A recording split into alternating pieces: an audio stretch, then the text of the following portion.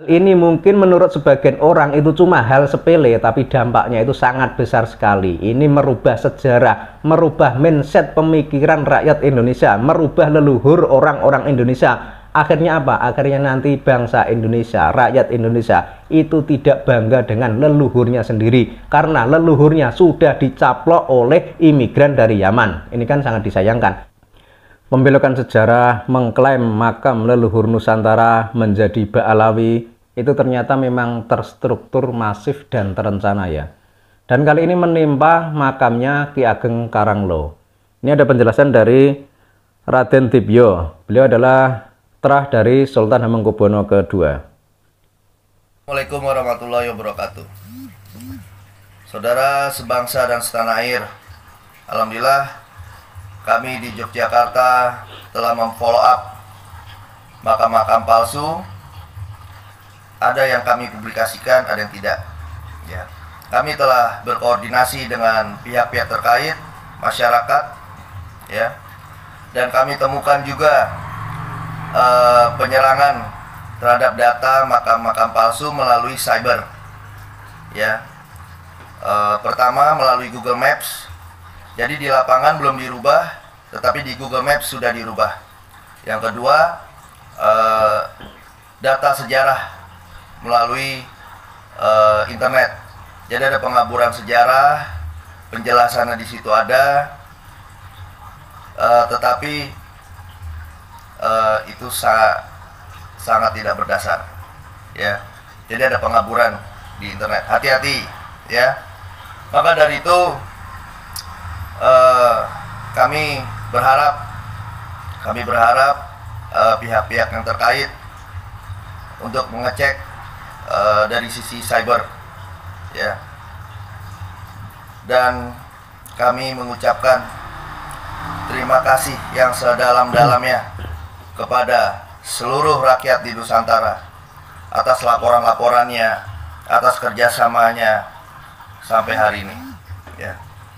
Lihatlah di kampung kalian, di sekitar kalian, apabila ada yang mencurigakan, segera lapor, ya, ke RT, RW atau kadus tempat, ya.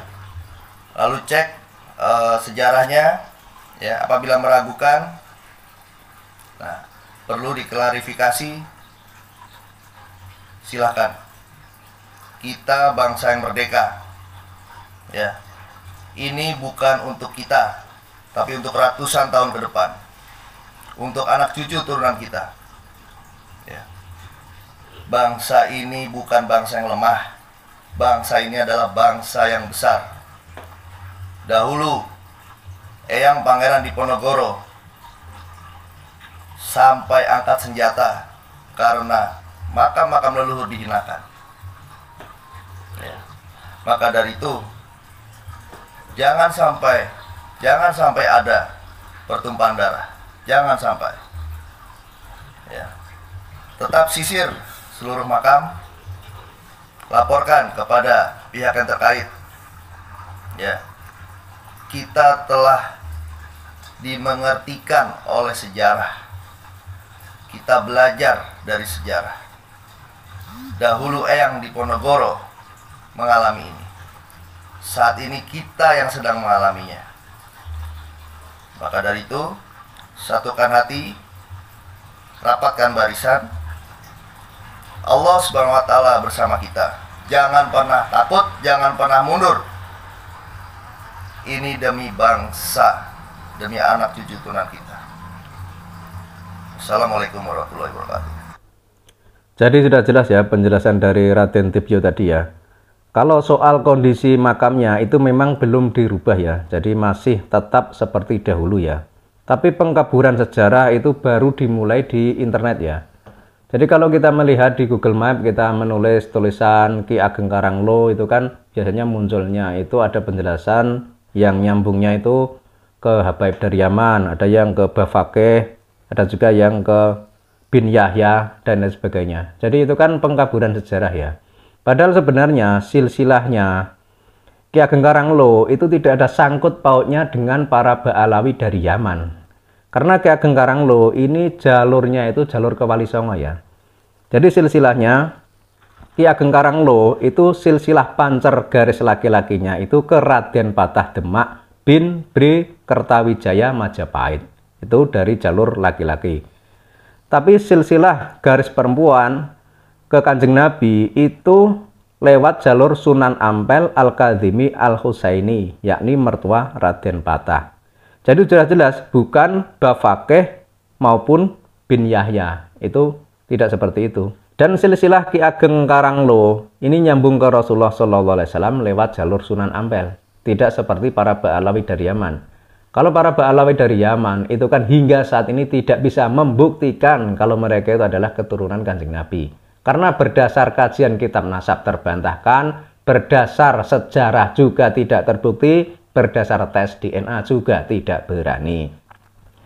Berikut ini silsilah Ki Ageng Karanglo yang nyambung ke Rasulullah SAW lewat jalur Sunan Ampel. Tulisan ini dibuat oleh Raden Tubagus Nur Fadil Al-Bantani, Sayyidina wa Habibina wa Maulana Muhammad SAW. Berikutnya nomor 1, Sayyidah Syarifah Fatimatuz Zahra. Nomor 2, Sayyid Syarif Asyahid Husain. Nomor 3, Sayyid Syarif Ali Zainal Abidin. Nomor 4, Sayyid Syarif Muhammad Al-Bakir. Nomor 5, Sayyid Syarif Imam Ja'far As-Shadiq. Nomor 6, Sayyid Syarif Musa Al-Kadhim. Nomor 7, Sayyid Syarif Ali Ar-Ridho. Nomor 8, Sayyid Syarif Muhammad At-Taqi atau Sayyid Syarif Muhammad Al-Jawad. Nomor 9, Sayyid Syarif Ali An-Naqi Al-Hadi. Nomor 10, Sayyid Syarif Ja'far Az-Zaki. Nomor 11, Sayyid Syarif Ali Al-Ashqari. Kemudian nomor 12, Sayyid Syarif Abdullah. Kemudian nomor 13, Sayyid Syarif Ahmad. Nomor 14, Sayyid Syarif Mahmud. Nomor 15, Sayyid Syarif Muhammad. Nomor 16, Sayyid Syarif Ja'far. Nomor 17, Sayyid Syarif Ali. Kemudian nomor 18, Sayyid Syarif Makdum Husain Jalaluddin Al-Bukhari. Nomor 19, Sayyid Syarif Makdum Ahmad Kabir. Nomor 20, Sayyid Syarif Makdum Jalaluddin Husain. Nomor 21, Sayyid Syarif Makdum Mahmud Nasiruddin atau Muhammadinil Kubro. Nomor 22, Sayyid Syarif Makdum Jamaluddin Akbar atau Jumadil Kubro. Nomor 23, Sayyid Syarif Makdum Ibrahim As-Samarkandi. Nomor 24, Makdum Sunan Ampel. Kemudian nomor 25, Ratu Jumanten. Kemudian nomor 26, Pangeran Sekar, Pangeran Pamekas. Nomor 27, Panembahan Jagaraga. Nomor 28, Kiai Ageng Ampuhan. Nomor 29, Kiai Ageng Ampuhan II atau Kiai Ageng Karanglo. Sumber kolaborasi data, serat sarasilah leluhur ing Kadanurejan dan isbat nasab nakib Bani Musa Al-Kadhim Irak. Jadi sudah jelas ya silsilahnya Ki Ageng Karanglo. Jadi sama sekali tidak ada sangkut pautnya dengan para Ba'alawi dari Yaman. Kalau para Ba'alawi dari Yaman itu kan sudah jelas tidak terverifikasi tersambung kepada Kanjeng Nabi. Sementara kalau jalur Wali Songo itu kan sudah terverifikasi tersambung kepada Kanjeng Nabi, baik berdasar kitab nasab, berdasar sejarah maupun tes DNA. Jadi bisa diambil kesimpulan bahwa Ki Ageng Karanglo itu masih dzurriyyah Rasulullah SAW. Sehingga bisa menjadi jawaban bagi orang yang akhir-akhir ini mungkin bertanya-tanya, kalau para habaib itu bukanlah keturunan Nabi, lalu siapa dzurriyyah Nabi yang ada di Indonesia ini? Jawabannya adalah mereka para Wali Songo dan keturunan Wali Songo. Dan termasuk juga Ki Ageng Karanglo. Ini termasuk dzurriyyah Rasulullah SAW lewat jalur Sunan Ampel. Sehingga jika misalkan di suatu tempat itu ada pengklaiman sejarah yang dibelokkan ke Ba'alawi, itu harusnya segera disikapi, lapor ke pemerintah setempat agar jangan sampai hal itu terjadi.